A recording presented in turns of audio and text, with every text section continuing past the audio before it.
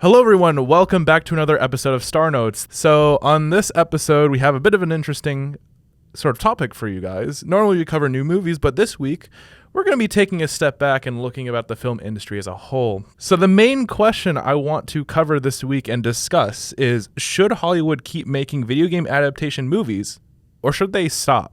All right, so let's get into the discussion. So we have a couple of movies here we're just going to talk about briefly, and then at the end, we're going to be basically talking about is Hollywood going in a good direction, basically incorporating a lot of these video game adaptation movies as opposed to actual original content and original movies. So the first one we have is kind of a good example of the best to offer in the film industry for video game adaptations, and that's the Sonic franchise. So it's good. It was received good. They did go to a third movie. Yeah, with the fourth one already confirmed. Fourth one already confirmed. I personally think from seeing the Sonic movies, we can't talk about Sonic without talking about the whole first movie, the first like announcement of Sonic. Yeah. Like how bad it looked, the original. Sonic. Yeah, like the ugly Sonic. Yeah. So they changed it after like a year. Yeah. And then they reverted. They didn't revert back, but they definitely went to the new style. Paramount ended up taking or delaying the release of the original Sonic to be more in line with the actual game itself. So that is something worth mentioning, that they are, like, time and time again, at least with Sonic, they've been remaining faithful to the actual video game adaptation or the video game franchise. And I think that's something that's very respectable on Paramount's sort of like point of view. Yeah, because right? Sonic 1 was based off Sonic 1 from 91. Then it was Sonic 3 for Sonic. Then they based it off Sonic and Knuckles for Sonic 2. Yeah. And then for the recent one, it was Sonic Adventure 2 for Sonic 3. Yeah, wasn't it Shadow as well? Yeah, that's where he comes The from. Sonic, yeah. But just in general, I think Sonic, the actual franchise, that is an example of a sort of like an actual acceptable use of a video game adaptation. And there is some other examples like that shows that this is a viable option. The other one would be the Super Mario movie, actually. So thing with the Super Mario movie, it did really poorly in the Rotten Tomatoes front, but in the audience score, it got 95. Yeah. So personally, from seeing the movie, I disagree with the critics, the ones who went for the lower half. I think that movie, as flawed as it was pretty good. Jack Black's performance and the piano scene. Yeah, that's iconic. Yeah. It's just iconic at this point. Again, this is kind of like the pinnacle of like this whole video game adaptation thing, is like now they're going after big video game franchises. The only problem I have is the naming scheme. Yeah. They're just kind of going off of like, oh, this video game franchise movie. Yeah. It's sort of like the Lego movie. A little bit. This is like 10 years ago at this point. Yeah, it's an all right title, but it's sort of like goes into the fact it's like not really creative. Yeah. Instead of creating new ideas, they're just kind of recycling these video game franchises, trying to make a profit off of it. That's what it feels like. But Super Mario movie, it got 1.63 billion in the box office.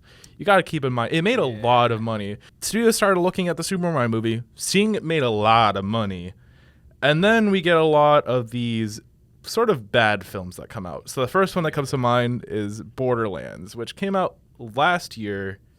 And that was terrible. Oh my, how much was the Rotten Tomatoes? Like 18? 18 for critics, 49 for audience. Which I think it was even less for audience. But that's just very telling, right? This is the other bad. This reason why we're talking about this is now studios are kind of getting on the bandwagon. It's kind of like becoming a trend rather than sort of like every once in a while, like something that makes a lot of sense, right? For the time. So just that Borderlands movie, it's not good. Not good. Yeah. Well, like what specifically was not good about it though? Like, I think if I'm correct, it was just bringing a bunch of A-list celebrities, putting them in a movie with a vague similarity to the plot, use the name, call it a day, and just like expect the money to roll in.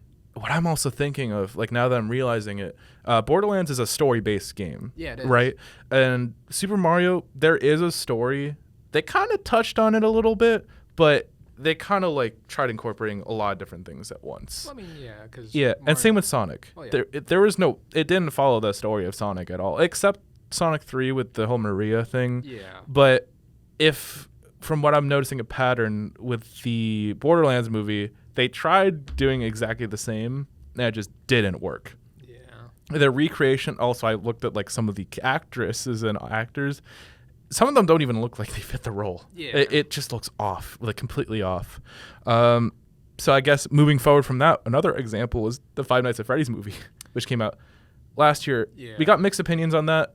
It did really poorly in Rotten Tomatoes, 32% as well. Yeah. But audience is like 85. I was a little bit shocked on it.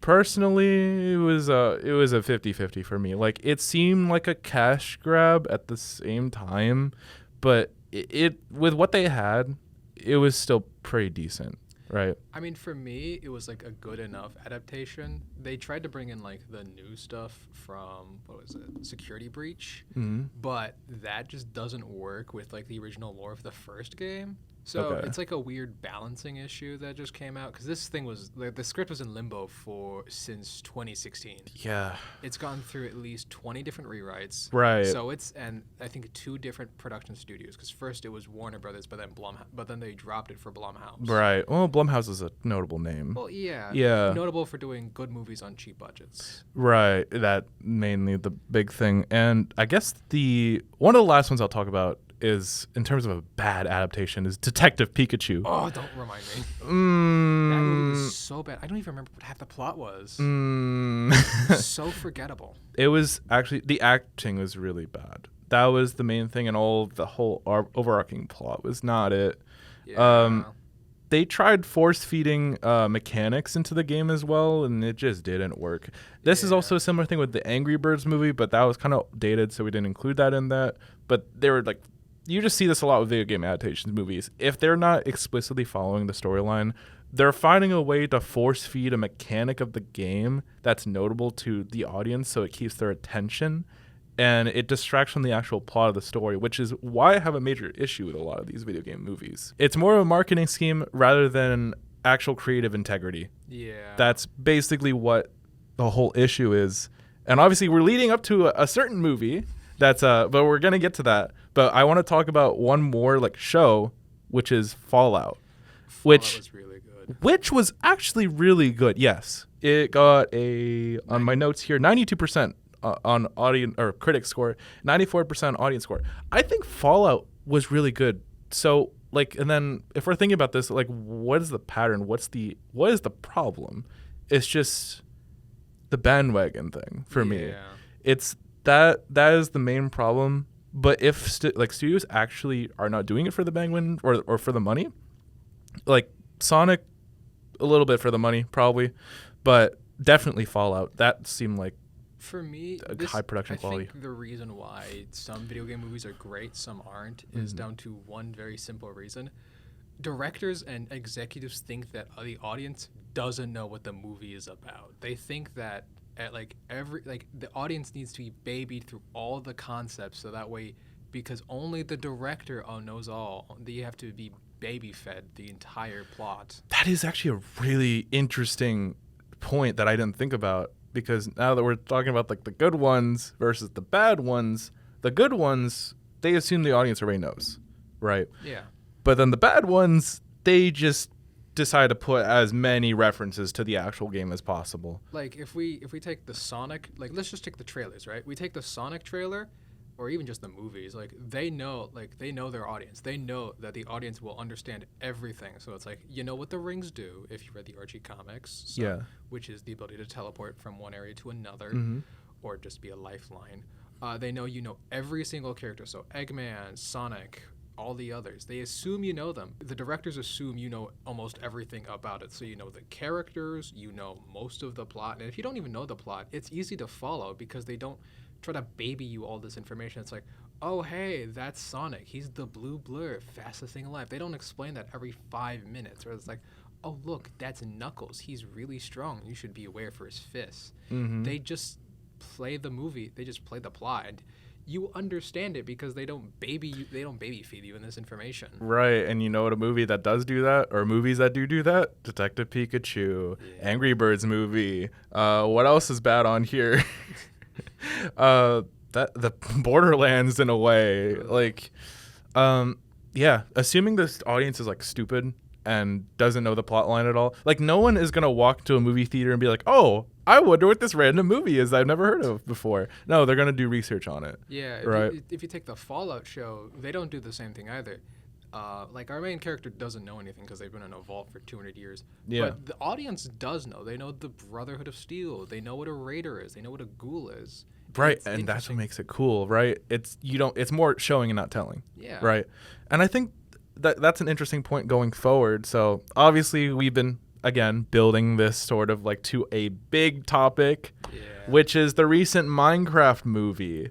So obviously we're getting a bit ahead, but overall it's getting a lot of mixed responses. Like this is probably the marketing on this has been nuts. Yeah. There's a Minecraft meal, there's like multiple ads going on, like ad campaigns going on. They really want people to see this movie. Like when I went to Walmart yesterday, Minecraft movie stuff all over the place. They have like a new Lego line for that. Yeah, they have a bunch of action figures. Right, a bunch of action figures. But like seeing the trailers, like it was not promising at all. It really seemed like it really seemed like this was like the pinnacle of just a cash grab. Like these video game movies just seem like a cash grab to get money because they're seeing Super Mario movie $1 billion like revenue. Yeah. Sonic is extremely successful. Five Nights at Freddy's made a lot of money as well, even though it did really poorly. So it has a sequel, and it's Blumhouse's most successful film, even beyond Megan. Right, and it's just we're seeing a trend now that even though they're performing bad, they're still making a ton of money. So film studios are continuing to do it, and that is the problem I have, and that's why I want to answer a question: should they continue, or should they stop? For me, I would say it would be good to continue, but you can't go this route of thinking that the audience knows nothing. Like the audience is going to know it because they're going to be the most people you're going to be interested in seeing the movie is the actual fans. When I heard about the Sonic movie, I was so goddamn hyped. I wanted to see it day one, and I did. Probably the best movie of the year, in my opinion. But that's because I'm biased. A little bit of bias, but yeah, we'll let it slide. Well, yeah, who cares? It was objectively pretty funny. Yeah. I think there's a Sonic 3 star notes we did at the beginning of the semester. Yeah. At times it was a little bit cringe, but for the most part it was pretty decent. Like it was a really good adaptation of the Sonic 2 right, and Sonic Adventure 2 storyline. Coming from someone who never played Sonic ever, like I thought it was decent. Yeah. Right. But yeah, I guess in my opinion, yes and no. They should probably stop. Just this Minecraft movie was kind of like the last straw a little bit for me because it's, at least from the trailers, we haven't seen it yet. We're going to have an entire episode. We are doing an episode next week on it. 100%. This is the biggest movie of the year. Yeah. I would say it's the biggest movie of the year. So far? Yeah, it will be. Yeah. Because Minecraft is so widespread, everyone knows what it is. I mean, it's impossible to not know because it's the best. So Tetris, it has 1.3 billion sales or something in that range. In the Tetris movie? No, like Tetris the video game. Oh, yeah. Because I think there's like 300 million copies of Tetris. For Minecraft, there's like 500,000. Oh, wow. Okay. So it's the best-selling video game. Every person on this goddamn planet born after the year 1998 has heard of it in some fashion. Yeah. Either you grew up with it, like some brothers yours grew up with it, your siblings, whatever it is. You could not escape it in the years of 2009 to 2018, and then it had a resurgence in 2020. Yeah, because of COVID, right? Yeah. So, but because they just piled a bunch of celebrities into there. Yeah. And then kind of meshed like a weird storyline they just put a lot of references. Yeah. Like the chicken jockey. What else? The obviously Flint and Steel. Yeah, well, Jack Black is hilarious. He anyway. is hilarious. Yeah, but again, they're padding it with a bunch of notable actors. They're adding a lot of references in the trailers. And I'm not seeing much of the actual storyline or the other characters. Obviously, the other actor who's notable, what's his name? Jason Momoa. Jason Momoa. Yeah, that's like the only other notable one I know. From Aquaman. The other ones I think are just like first timers or like pretty new into the industry. So those are like those were definitely where the money went. Yeah. But I didn't see much of the other characters or like a little bit of the world building, but everyone knows the world already. So it kind of ruins the sort of surprise factor that last week we talked about, I talked about Looney Tunes movie, and we were kind of raving how good that was because it surprised us. Yeah. Right? With these video game movies, all the surprises out the window. Like, there is no surprise going into it. You're kind of just seeing, or people are expecting to see it just as like a fan service sort of thing. Yeah. But it at the same time, the ones that actually still surprise you while being a fan, like Sonic movie. Yeah. That was like, I was surprised on that one. Yeah. Like that's what separates a good video game adaptation movie from a bad one. Yeah. Like the Detective Pikachu one surprised me in the wrong way. Yeah. Here's what my guess is. When directors make movies, they always have to pander to like the widest audience possible, so that way people are interested in the movie. But the thing is that they're pandering not to the fans, but to everyone else. But the thing is that everyone else is too small compared to like the Sonic movie. Mm-hmm. For everyone who doesn't know about Sonic, that's a big population. But for everyone who doesn't know about Minecraft, you're talking about like maybe 4 grandparents and a single adult. Right. So it's more like an explanation to them what a Minecraft movie is, not a fan-made creation. Plus, Minecraft's made animations before. Like they have, like for Minecraft Live, Minecraft Earth, all their trailers are done in this really nice cartoonish style that's in Minecraft, and yet they refuse to use that instead. Right. So I think, just wrapping up, if video game adaptation movies should break the cycle of being like, kind of like, the stereotype is like they perform bad, like in critics, and then the box office actually wildly successful. But if we want to change or if Hollywood wants to change their sort of like that approach, they need to stop babying the audience. Yeah. Right? I think then in that case, then yes, they should continue to make video game adaptation movies. But I think it should be an opportune time, not because, it will make us a ton of money, right? Let's just release it willy-nilly, right? Like Fallout. Yeah. That was Fallout Fallout expects you to know the plot. Like, there are movies that if you show and not tell the audience everything about the world, it'll be better. To go off topic, I'm going to bring up Dune again. Yeah. Because Dune expects you to know the plot. It expects you to know the story, the characters. Because it's not bringing you in as a stranger to the world. It's bringing you in as if you know the world. It's just like a recap of the events. Exactly. And that's what makes it truly special. I do think video game adaptations are good.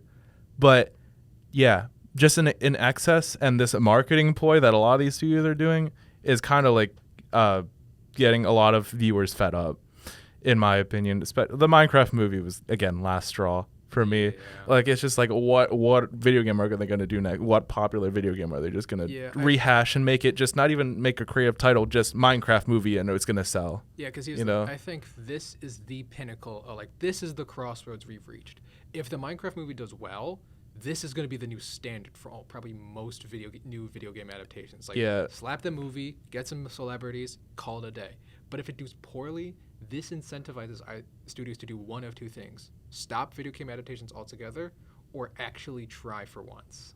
Yeah, like the Sonic movie was, I'd say that's the best sort of like example of like, I mean, yes, they still call it Sonic the Hedgehog. Well, yeah. But in terms of actual storyline, they do something completely off. It's sort of influenced, I'd say, but it definitely still surprised me. Like, they had, obviously, the Sonic games don't have a human character. They do. Yeah. Oh, they do? They do. Sonic Adventure 2. I meant like the events of Sonic 1. Oh, yeah. Yeah. Well, I mean, other than Robotnik. Other than Robotnik. But, like, obviously, they changed a little bit. It's influenced, but it was decent. Yeah. Yeah. And same with Mario movie. That one, they actually changed a lot, but they added a lot. But, I mean, for Mario, there's not much of a story to go on compared to Sonic. It's just the world building. Yeah. That was the main thing. But it was a good way. Both of those movies did really good jobs. Like, Sonic 3 was like a 1-to-1 plot beat of just Sonic Adventure 2. While the Mario movie was a really interesting adaptation and, like, interpretation of, like, a bunch of, like, Mario games. Yeah. So, with that, next week is going to be the Minecraft movie. Biggest movie of the year. We're gonna have a special guest with us. So, yeah, I don't know if I'm excited to see it. Like, from what I'm seeing online, it's not doing well with official critics at all. I'm honestly worried just to see how bad it's gonna be. Predictions real quick.